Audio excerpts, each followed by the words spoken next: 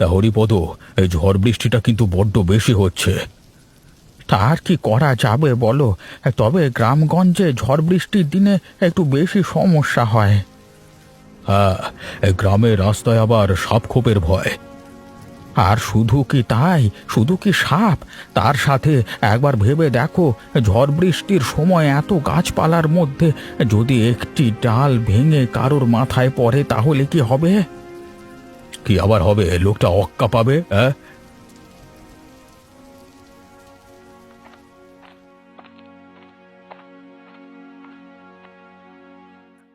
ব্যাপারটা যতটা বলা সহজ ততটা নয়, ভয়ানক ব্যাপার কিন্তু। মানুষের মরে যাওয়া তো খুবই সাধারণ ব্যাপার। থাক থাক, এমন ঝড় বাদলার দিনে এই শ্মশানের ধারে তুমি আর লোকের মরে যাওয়ার কথা বলনি তো। কেন, ভূতে ভয় পান নাকি আপনি? সে ভূতে ভয় কে না পায় বলুন?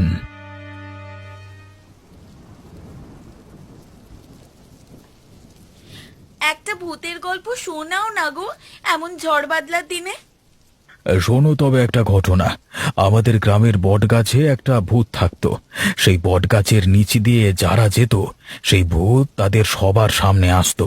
প্রথমে কেউ বুঝতে পারতো না যে সে ভূত, বিশেষ করে বাচ্চাদের সাথে সে বন্ধুত্ব করত। তারপর একদিন সময় পেলে সুযোগ বুঝে সে বাচ্চাদের ঘাড় মটকাতো আর রক্ত চুষে খেত। পরের দিন তাদের শরীরগুলো রাস্তার ধারে পড়ে থাকতে দেখা যেত, কাগজের মতো সাদা হয়ে। অনেকে বলে সেটা ব্রহ্মদৈত্য ছিল, অনেকে বলে রক্তচোষা ছিল।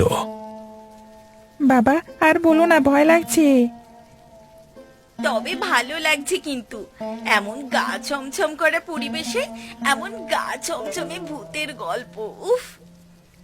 তবে তুমি এমন গল্প কোথায় শুনলে বাবা? তুমি নিশ্চয়ই নিজে দেখোনি।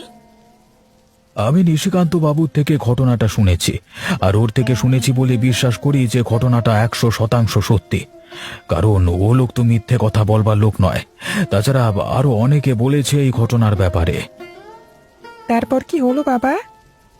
আরে এই যে বললি ভয় পাচ্ছিস, তাও শুনতে ভালো লাগছে, বলো না। তারপর গ্রামে এক সাধিকা আসে। সাধিকা কি বাবা? যেসব মহিলারা তান্ত্রিক হয় তাদের সাধিকা বলে। তারপর? তারপর সেই সাধিকা এসে ভূত তাড়ায়। তারপর থেকে গ্রামে আর কেউ ভূতের উৎপাতের কথা শোনেনি।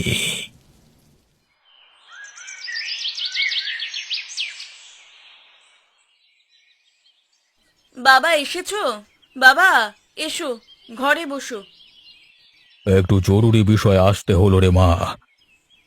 ঠিক আছে, তুমি আগে ঘরে তো এসো, তারপর কথা বলছি। তোকে একটা কথা বলবার ছিল, রাগ করবি না তো বল? কি বলবে বলো তো? এবারে বিয়েটা তুই করে নে, আর দেরি করিস না তুই। তুমি হঠাৎ এমন করে বলছো কেন বাবা? আর বেশি দেরি করা ঠিক হবে না, তাই বলছি। তোমাকেও আমি অনেক দিন ধরেই একটা কথা বলবো ভাবছি, কিন্তু বলতেই পারছি না। ছি ছি নিকিতা, তোর থেকে আমি এটা আশা করিনি। তুই জানিস যে দিবাকরের একটা পরিবার আছে, তার স্ত্রী পুত্র সব আছে। তারপরেও তুই না আমার মেয়ে হয়ে তুই এই বাড়ির সম্মান এইভাবে ডোবাতে পারলি? বাবা দেখো, তুমি আমাকে মান সম্মান শেখাতে এসো না। আর তুমি এসব বুঝবে না। এখন এসব নিউ ফ্যাশন, এগুলোই এখন নিউ ট্রেন্ড। আমাদের যুগে এসব হামেশাই হচ্ছে। সে কোথায় কি হচ্ছে, কেন হচ্ছে আমার জানবার দরকার নেই। তবে আমি এ বাড়িতে এসব কিছু মেনে নিতে পারবো না। কিন্তু আমি তো সেটাই করব বাবা, যেটা আমি চাই। তাহলে আমি এই বাড়ি ছেড়ে চলে যাব। আমি যতক্ষণ আছি ততক্ষণ এ বাড়িতে কোনো অনাচার আমি হতে দেব না। আমি চলে যাওয়ার পর তুই যা খুশি তাই করিস।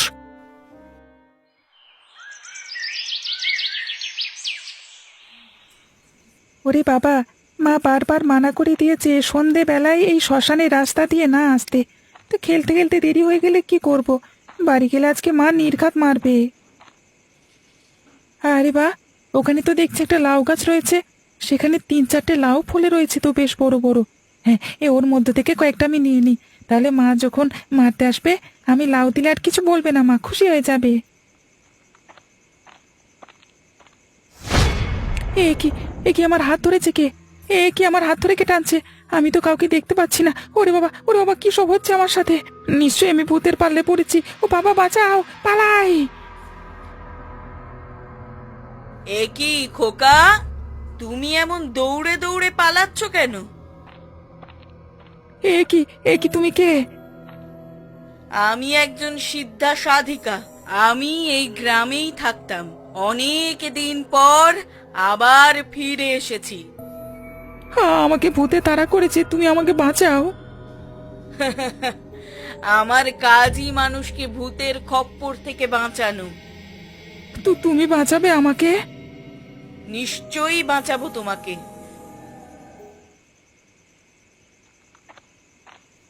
আজকে তোমাকে নিয়ে একটা বিশেষ জায়গায় যাব।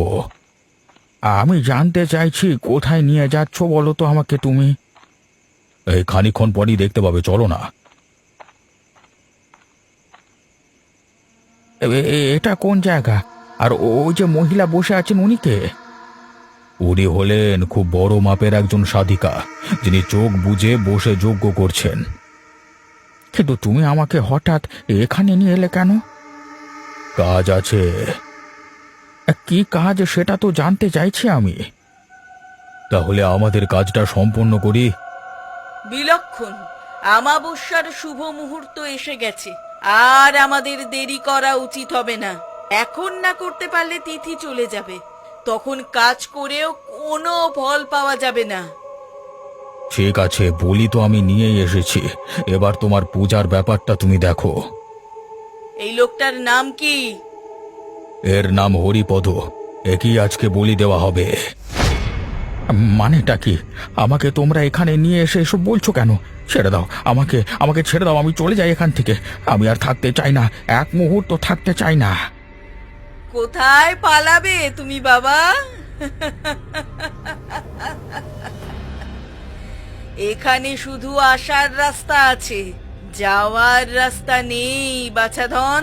তুমি এখান থেকে তখনই যেতে পারবে যখন আমি চাইবো। এটা আমার সাম্রাজ্য। ফালতু কথা বলো না। এভাবে তোমরা ওপরওয়ালাকে খুশি করতে চাও মূর্খ। ওপরওয়ালা এতে আরো রুষ্ট হবে। আমি পালিয়ে যেতে চাই এখান থেকে।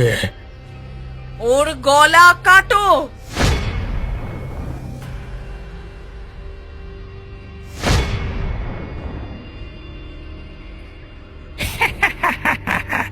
লোকটা ভেবেছিল ভগবানকে খুশি করবার জন্য বলি দিয়েছে ওকে।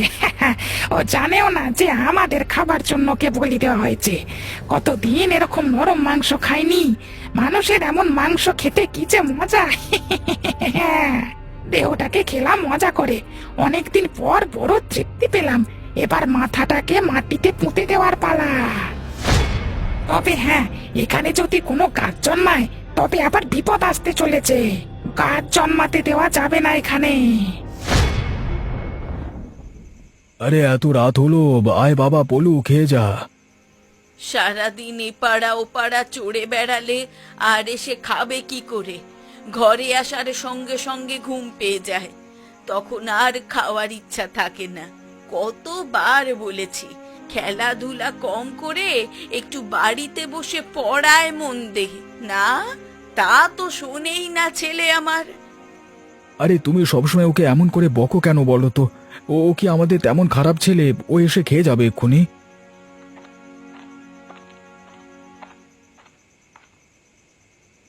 বাবা, আমার খুব ভয় করছে বাবা। আমি কোথাও যাব না এই ঘর থেকে। তোর আবার কিসের ভয়? কি হলো রে তোর? ছাড়ো না, ওসব ওর নাটক। খেতে ইচ্ছে করছে না তাই এখন নাটক করছে। না বাবা, আমি নাটক করছি না। কি হয়েছে বলতো তোর? বাবা, আমি রাস্তা থেকে আসছিলাম, তখন এই শ্মশানের ধারে রাস্তায় হঠাৎ করে দেখলাম একটা লাউ গাছ হয়েছে। সেই লাউ গাছের লাউ যেই পাততে গেলাম, অমনি আমার হাত ধরে কেউ আমার গলা টিপতে চাইলো। আমার মনে হলো একটা ভূত। দৌড়ে পালিয়ে এসেছি, তাই বেঁচে গেছি। না হলে আমাকে মেরেই ফেলতো তখন। আমার খুব ভয় করছে বাবা। গ্রামের মধ্যে ভূত? পলু তো কখনো মিথ্যে বলে না। তার মানে গ্রামের মধ্যে আবার ভূতের উৎপাত বেড়েছে। সাবধানে থাকতে হবে সবাইকে। তুমি কি ওর কথা বিশ্বাস করলে নাকি? হ্যাঁ, বিশ্বাস করলাম, কারণ ও কখনো মিথ্যে কথা বলে না গিন্নি। আর তাছাড়া আমারও মনে হচ্ছে গ্রামের মধ্যে কিছু একটা অঘটন ঘটছে। তাহলে এখন উপায়? এখন আমাদের সবাইকে সাবধানে থাকতে হবে। আর সন্ধেবেলায় কেউ বাইরে তো বেরোবেই না। আর বেরুলে ওই শ্মশানের ধারের কোনো রাস্তায় যাবে না। আর বিশেষ করে গাছ জাতীয় কোনো জিনিসে হাত দেবে না ভুলেও।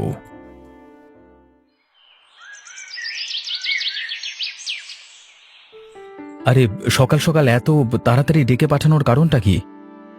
কারণটা তুইও ভালো করে জানিস পলাশ। অনেক দিন ধরে যে কাজে একটা হিসেবে গন্ডগোল হচ্ছে সেটা আশা করি তুইও জানিস। জানি, কিন্তু সেটা দেখা তো আমার কাজ নয়। বিপদের সময় এরকম করে আমার কাছে তোমার কাছে ভাবলে চলবে না। কাজটা যখন দুজনে মিলে করছি তখন জিনিসটা দুজনকেই দেখতে হবে। কিন্তু আমরা দুজনে মিলে কি দেখতে পারি বলো তো?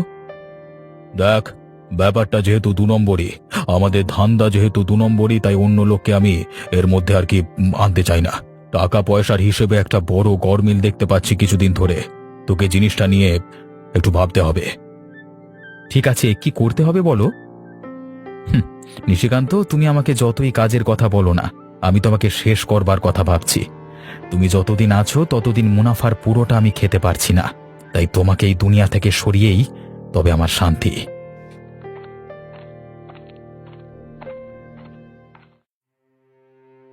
ছি ছি, তোমরা সকাল সকালে এরকম নোংরা বিষয় নিয়ে আলোচনা করছো? তুই তুই তুই ভেতরে যা, তুই ভেতরে যা। তুই ছোট মেয়ে, বড়দের কথার মধ্যে আসতে যাস না। হ্যাঁ, এখন তো আমি ছোট মেয়ে হয়ে যাব, তাই না? তবে তোমরা যে বড়দের কাজগুলো, এইসব নোংরামি কাজগুলো করছো না, এগুলোকে আমি কোনোদিনও সাপোর্ট করতে পারবো না। 2 নম্বরই কাজকে আমি কোনোদিনও সাপোর্ট করি না।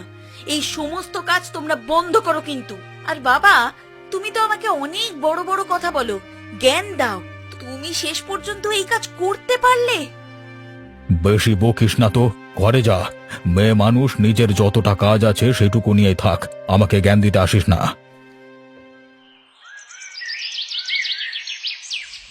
ওম হুম হুম ফট, ওম হুম হুম ফট। এবারে আমার সময় এসেছে।